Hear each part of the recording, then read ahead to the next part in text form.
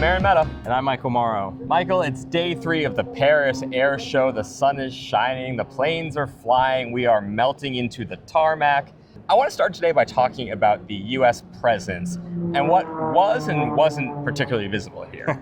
It's a little bit of a lack thereof. Yeah. I should note that there was a CODEL here, congressional delegation. That's right. And there is a bipartisan message that America is a reliable partner, clearly one that has to be made due to uncertainties introduced by the Trump administration. But a little bit more strange was we really didn't have much civilian leadership from the Pentagon here. You know, this should be, a big place for the Air Force Secretary, especially. He did not attend. Who else did we not hear so from? usually at these things, the big international air shows, we hear from usually Air Force Secretary, always officials from State Department who are doing their jobs to try to sell American weapons. That's part of State Department's job, DSCA. Those officials were here, and we should be very clear, there's a massive U.S. industrial presence. A lot of these officials were behind the scenes, but there was clearly a decision not to talk to media, not to do any public speeches, really, aside from the CODELs, to keep it fairly quiet. You can speculate, I suppose, on why that was. Maybe it's just, people got busy. But it was a notable difference from how we usually see Paris and Farnborough, where we usually do hear from these leaders.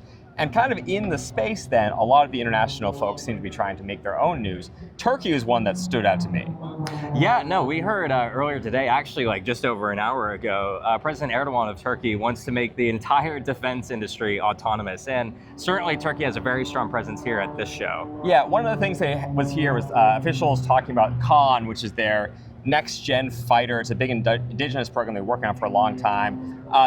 They told our Tim Martin that they expect to have a homemade engine, which is a big deal, by 2032 into the Khan. They also talked about potential sales. There was a MOU signed with Indonesia a couple weeks ago, so there seems like there's some movement there. A lot of times indigenous fighters end up being more, let's call them vanity projects than reality. Countries end up not really selling to anybody else. They end up only making a couple dozen, and it's very expensive. Turkey seems to believe they can actually find a customer for Khan. We'll see going forward how that goes.